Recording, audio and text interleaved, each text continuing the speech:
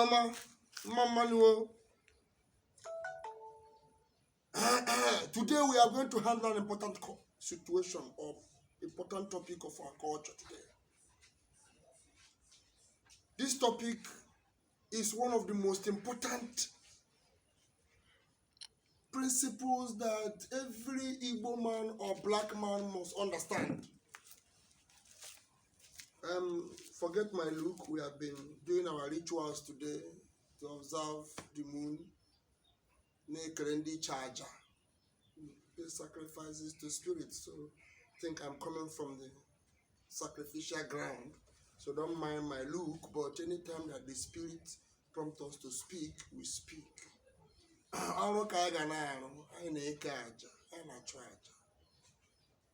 That thing that is difficult for you, that you don't have any solution to it.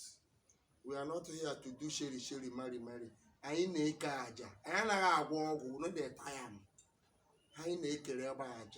We feed spirits and we send them what to do, they do it. So today, we are going to talk about this spirit that we feed. What are their symbols in our culture? Today we are going to talk about that place that we call shrine. What is the symbol of shrine in our culture? So will I have your permission to tag this video, the symbol of shrine in the black, in African culture? I know all of us in Africa understood what I am about to teach. Language does not matter. It is one principle all over Africa. Anywhere a black man is seen, be it across the ocean, be it in the Meridian, be it in the Iceland, be it anywhere in the world, in the north, in the south, in the west, in the east, that is called a black. We are one people. Inseparably connected in energy, inseparably connected in action, inseparably connected in deed, and inseparably connected in what is called human existence. Blacks are one all over the world. And I am talking to you. Right now, I want to give you that thing that the white man, the Western world told you and I, that it is a shrine in our culture, is what I want to discuss now. The shrine in the black or African culture. I have two woods to represent a symbol today for our discussion. And I will begin by quoting or citing a passage in the Bible. You and I are meant to understand that a man was placed in the Garden of Eden, and that man's name was Adam. And that man was introduced into two trees. One is the tree of life. The other one is the tree of knowledge of good and evil. That is two trees. And then these two trees existed in a beautiful home, which the scripture of the Bible told you and I to be the garden. And something happened, This man was asked to leave the garden. And then we are meant to believe that this man leaving the garden is the beginning of the human race. Okay, accepted. No problem. We will accept it. Okay, even if it is not the entire human race, let us also believe that this man, or the moving away of this man called Adam from this beautiful place called Garden in Eden, is the beginning of the covenant people of God as a human. Maybe let's take it like that, because I also believe that people were on earth before Adam sailed out for whatsoever garden God kept him. So I think what the Bible is trying to explain there is the covenant people of God, that their race begin with Adam. That doesn't mean that Adam began the race of mankind. So if you say Adam began the race of mankind, then ask yourself, those who Cain pleaded that should not kill him, that a mark was given to him for, that when they see him, they will not kill him. So who are those people? In the Bible is a wonderful text that is an English language, and one of the stupid ideology the white man has is that the black man cannot understand the written words. But no, that ideology, that narrative is what will come to change. We want them to understand that we understand the written word. You see, manipulation in the Bible. So Adam is the first man and Eve. So who did Cain marry to? Who did Cain went to marry? Who did Cain say God? God promised him that he will give him a mark, that when they see him, they will not kill him. Who are those people? So that is to say, Adam is not just the first man. But that's not the objective of today's discussion, but I just use it as a preamble to prepare your mind towards the discussion of today, which is the tree of life and the tree of knowledge of good and evil. Now, come bring it down to our culture. Our parents or our forefathers in our cultural existence have what we call a shrine in the English language today, or what we call a church in the English language today, or what we call a sanctuary in the English language today, or what we call an Eden in the English language of today, or what we call an altar. You know, in Eden, the environment of the Eden is the altar. Okay, in the sanctuary, in building a sanctuary, there is two significant principles that our parents uphold, which is the tree of life. Now, which bring about Ohala Avoshe or Ohala, Avoshe Ogrishi, as the case may be. The tree of life, the tree of life. Now, you and I know that when the ceremony of Agwishi is performed for a man, Abayara Oha tree is a tree that germinates on its own. It will be cut off and be pinned down as the evidence that the tree of life have been acknowledged by this man. And then Ogrish will be used also, not because of the Agwishi, but because of the pardon,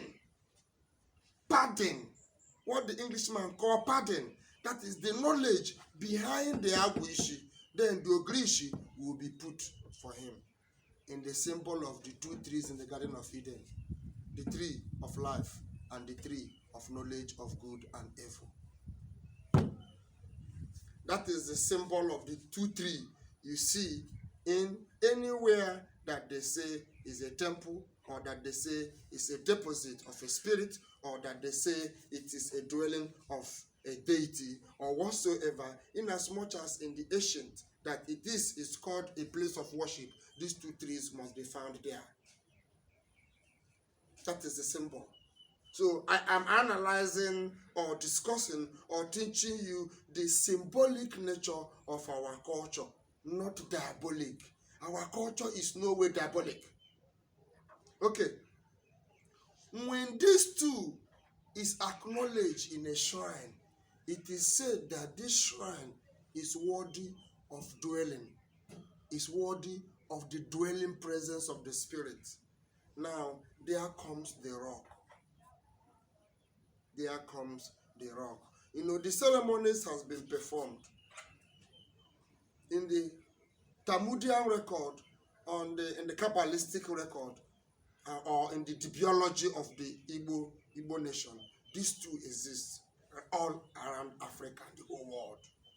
Anywhere that a temple is found, go and check around there, be it in the US, be it anywhere in the world. These two principles have not been debated. And then the rock, there comes in the rock. There comes in the rock. The rock. Now, the principle of the rock is as the strength that is carrying all things, because they believe that the world is laid on a rocky foundation.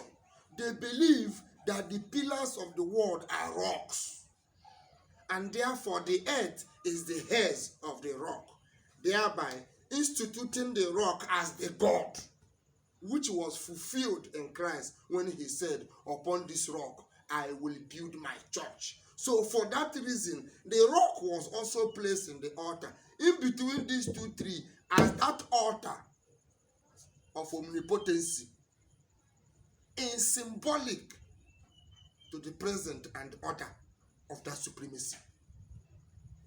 Right there. And on that faith, remember that faith preceded the miracle. Faith preceded all things.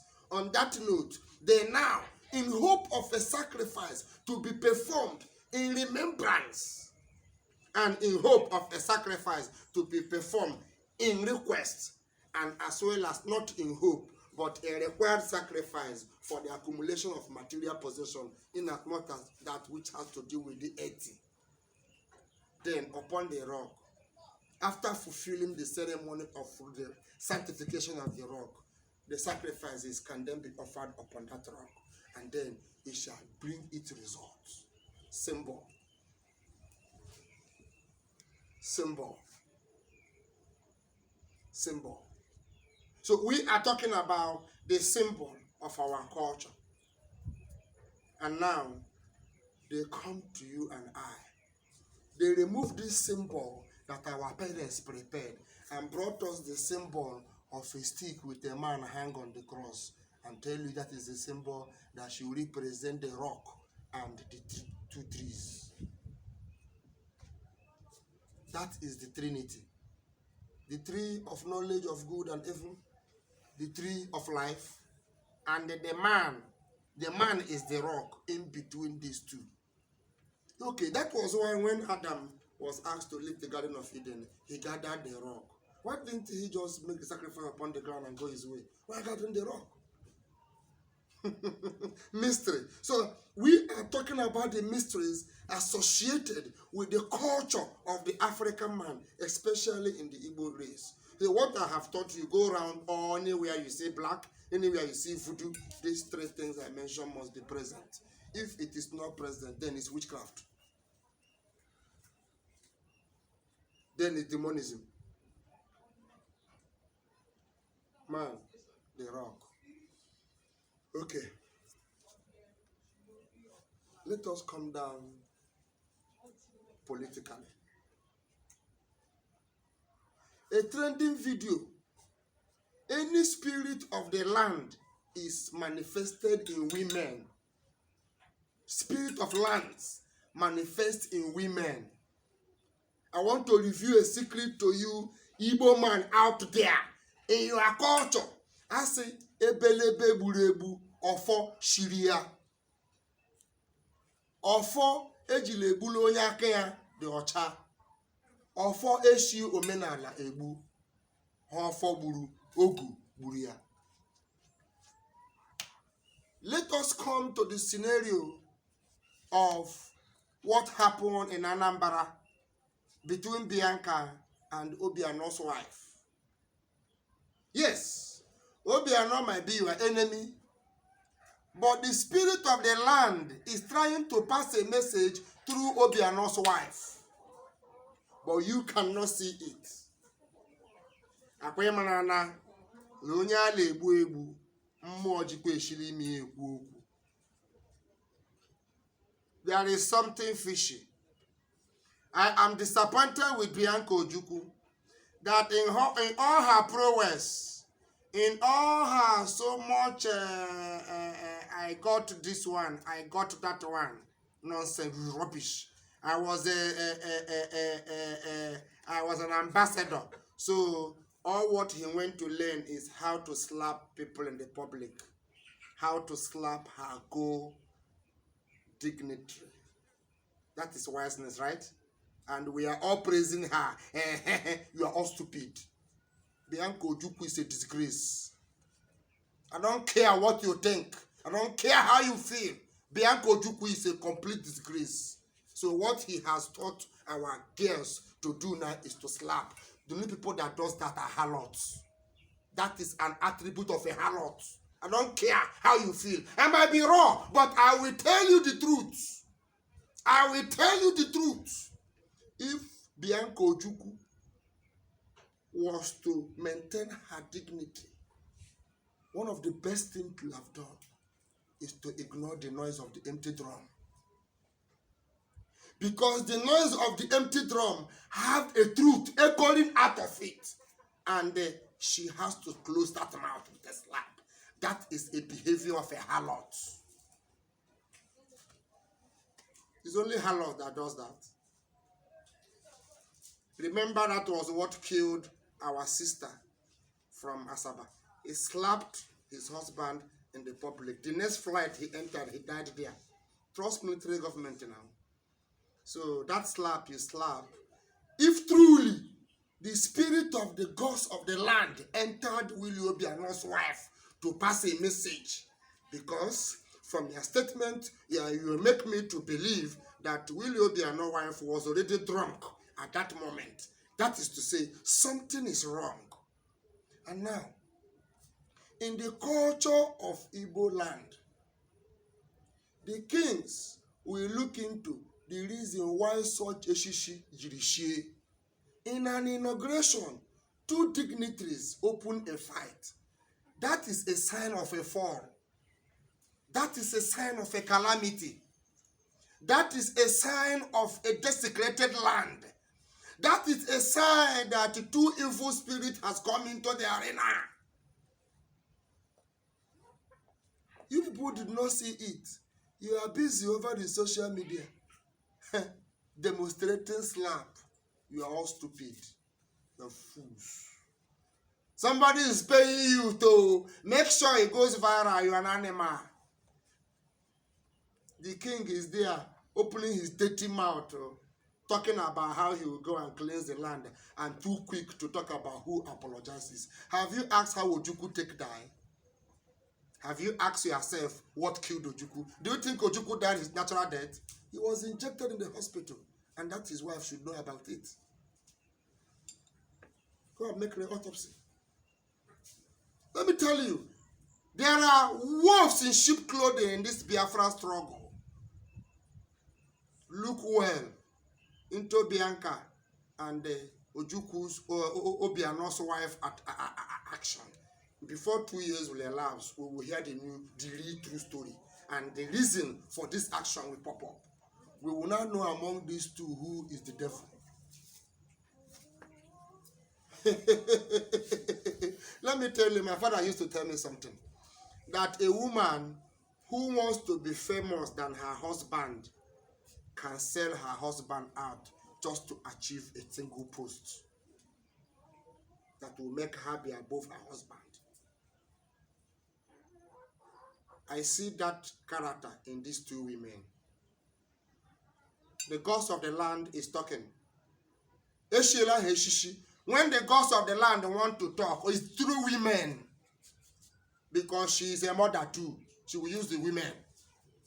So as a high prince, I am looking into what happened in Anambra, as that Anambra is in trouble. That the leadership in Anambra is a doom. I don't care how you believe it. I don't care how you see it. But but